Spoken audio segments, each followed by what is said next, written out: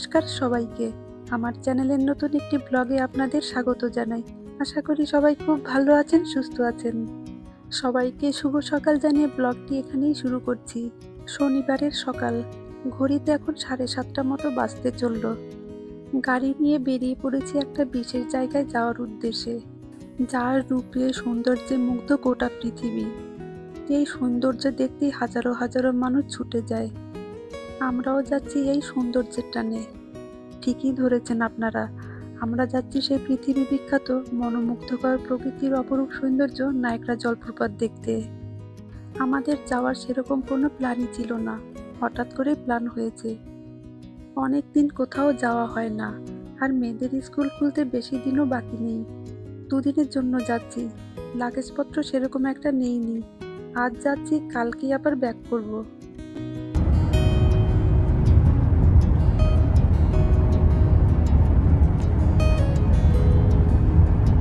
সকাল সকালই আমরা বেরিয়ে পড়েছি, এই 6টার দিকে। প্রায় 2 ঘন্টার মতো হয়ে গেল। মেয়েরাও ঘুমাচ্ছিল, আমিও একটু ঘুমিয়ে নিয়েছি। ওয়েদারটা আজ খুবই ভালো, চারিদিকে আলোয় ঝলমল করছে। এখানে তো আবার শনি রবিবার হলেই বেশি বেশি করে বৃষ্টি হয়। আকাশটা কি ভালোই লাগছে দেখতে বলুন, নীল আকাশে সাদা মেঘের ভেলা। মনে হচ্ছে পুজো এসে গেছে। শরতের আকাশ দেখলে মনটা এমনিতেই ভালো হয়ে যায়।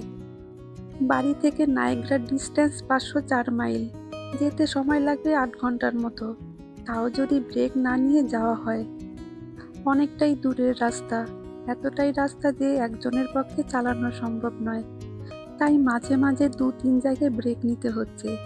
ব্রেক নিলে পায়েরও রেস্ট হয়, আর গাড়িরও একটু রেস্ট হবে, কেননা এতটা টাইম গাড়িতে বসে থাকা খুবই অসম্ভব। বেরিয়ে পড়েছি অনেকক্ষণ, প্রায় ঘন্টা 3-এর রাস্তা চলে এসেছি।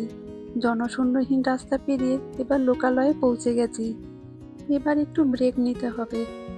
আমরা একটা পার্ক দেখে একটুখানি ওয়েট করে যাচ্ছি। অনেকক্ষণ কিছু খাওয়া হয়নি, আর খুব খিদেও পেয়ে গেছে। কাল রাতে খাবার বানিয়ে রেখেছিলাম, সেগুলোই নিয়ে এসেছি। এদিকে আবার খুব বৃষ্টি হয়েছে। বৃষ্টির জল কিভাবে যাচ্ছে দেখুন।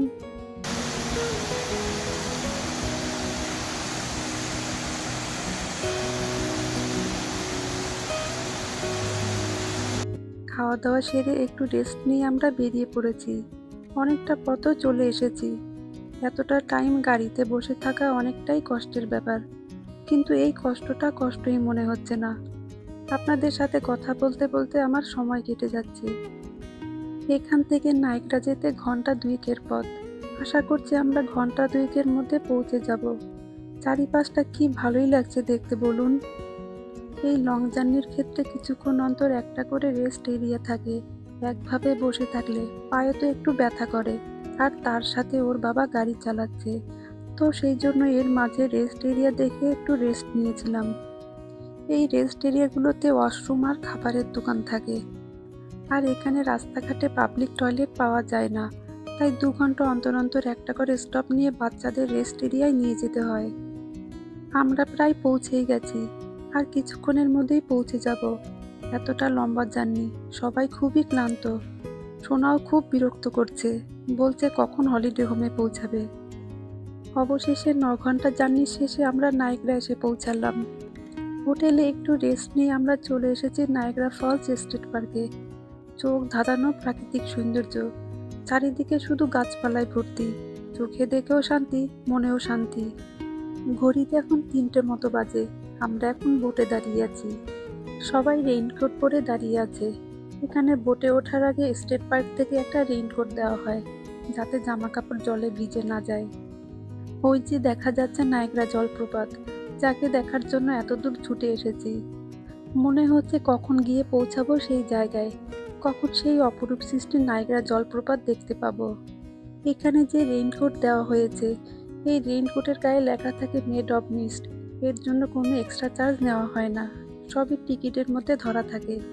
বোট রাইডের জন্য এক একজন মাথা পিছু $24 মতো দিতে হয়েছে, মানে ইন্ডিয়ান কারেন্সিতে 2380 টাকার মতো পড়ে যায়। আমরা অনলাইনে মেড অফ দ্য মিস্টের টিকিট কেটে রেখেছিলাম। এটা এখানে এসেও কাটা যায়, যেহেতু আমাদের হাতে সেরকম একটা সময় নেই, সেই জন্য অনলাইনে টিকিট কেটেছি। আর ওই যে ব্রিজ দেখা যাচ্ছে, ওই ব্রিজের নাম হচ্ছে রেইনবো ব্রিজ। এটি হচ্ছে কানাডা ও আমেরিকার বর্ডার। মাঝখানে একটা ফ্ল্যাগ লাগানো রয়েছে, সেটা ক্রস করা মানে এপাশ থেকে ওপাশে বর্ডার ক্রস করা। এখান থেকে কানাডা যাওয়া যায় গাড়ি করে বা সাইক্লিং করে।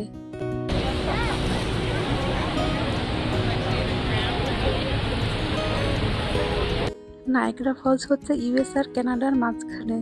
নায়াগ্রা ফলস দু দেশ থেকেই দেখা যায়, এদেশ থেকেও আবার কানাডা থেকেও। কানাডা থেকে যারা আসে তারা রেড কালারের রেইনকোট পরে আসে। এখানে যেমন হাওয়া তেমনি জলের ছিটে, দেখে মনে হবে খুব জোরে বৃষ্টি হচ্ছে, আসলে তা নয়। জলপ্রপাতের জল এত জোরে নিচে পড়ছে, সেটারই জল চারিদিকে ছড়িয়ে পড়ছে, আর মানুষও ভিজে যাচ্ছে। ওই যে দূরে কানাডা দেখা যাচ্ছে। অনেকে বলে কানাডা থেকে এই ফলস খুব ভালো দেখা যায়। কানাডা থেকে ফলস ভিউ সামনাসামনি দেখা যায়, আর ইউএস থেকে ফলস ভিউ সাইড থেকে দেখা যায়। আসলে এটা হচ্ছে নেচার মেড ফলস, যেখান থেকেই দেখুন না কেন সেখান থেকেই ভালো লাগবে। আমাদের বোটটি কানাডা ফলসের কাছে চলে এসেছে।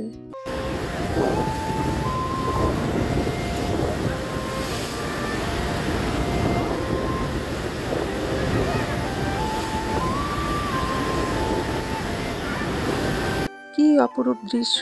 এই দৃশ্য বলে বোঝানো যায় না বা ভাষায় প্রকাশ করা যায় না, চোখে দেখেই এক পরম শান্তি। কি অপূর্বই লাগছে দেখতে। লেক থেকে জল নিচে পড়ছে, সেই জল পুরো ধোয়া হয়ে যাচ্ছে। সবাই খুবই এক্সাইটেড, এটা বলে বোঝানো যাবে না। জলটা যখন গায়ে এসে পড়ে তখন যে কি ভালো লাগে। এই মুহূর্ত সব সময় মনে থাকবে, মনে রাখারই মুহূর্ত। এত বড় জলপ্রপাত দু দেশই ভাগাভাগি করে নিয়েছে। দেখি বাবা, ওঠো না, আমাদেরকে এবার তাকাও।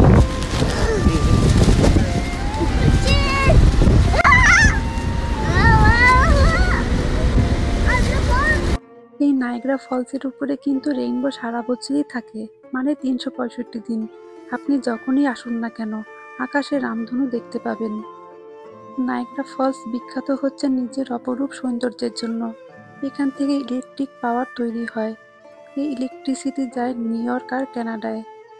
প্রকৃতি মানুষকে আকৃষ্ট করে তার নৈসর্গিক দৃশ্যের জন্য। সৃষ্টির রহস্যে মুগ্ধ হয়ে সবাই ছুটে আসে এই নায়াগ্রা জলপ্রপাতে। এই জলপ্রপাত যেন এক মহাবিস্ময়।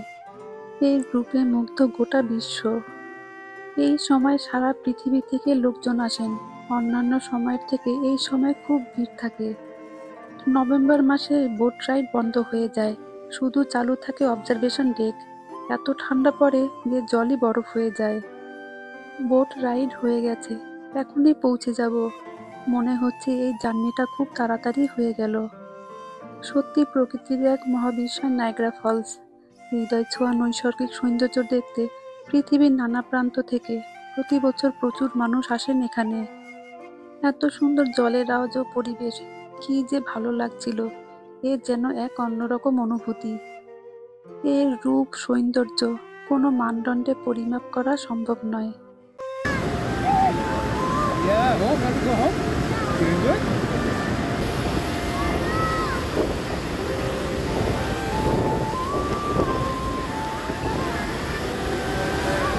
এই হচ্ছে নায়াগ্রা নদী, যার জল নিচে পড়ে জলপ্রপাতের সৃষ্টি হয়েছে। এই সৃষ্টি দেখতে হাজারো হাজারো মানুষ আসে, আর দেখে মুগ্ধ হয়। যত দেখছি ততই মুগ্ধ হচ্ছি। এখানে প্রতিদিন হাজারো মানুষের ভিড় থাকে। এত ভিড়ের মাঝে কোনো কোলাহল নেই। মানুষের কোলাহলের থেকে জলের গর্জন বেশি শোনা যায়। কথা বলার চাইতে এখানে জলপ্রপাতের সৌন্দর্য দেখতে সবাই ব্যস্ত। কিভাবে যে দিনটা চলে গেল বুঝতেই পারিনি। অনেক আনন্দ স্মৃতি নিয়ে যাচ্ছি বাড়ির দিকে। সবাই চলে গেলেও জল আর থেমে নেই, সে বয়ে চলেছে অবিরামভাবে। আশা করছি আজকের ভিডিওর মাধ্যমে নায়াগ্রা জলপ্রপাতের কিছুটা অংশ আপনাদের কাছে তুলে ধরতে পেরেছি। যাই হোক, ভিডিওটা তাহলে এখানেই শেষ করছি। আমার এই ভিডিওটা ভালো লেগে থাকে তাহলে লাইক, শেয়ার, কমেন্ট করার জন্য অনুরোধ করে রাখলাম। সবাই ভালো থাকবেন, সুস্থ থাকবেন। আবার দেখা হবে অন্য একটি ভিডিওতে। আর আমার চ্যানেলটা যদি ভালো লেগে থাকে তাহলে প্লিজ একটা সাবস্ক্রাইব করে নেবেন। সবাই ভালো থাকবেন, সুস্থ থাকবেন, সাবধানে থাকবেন।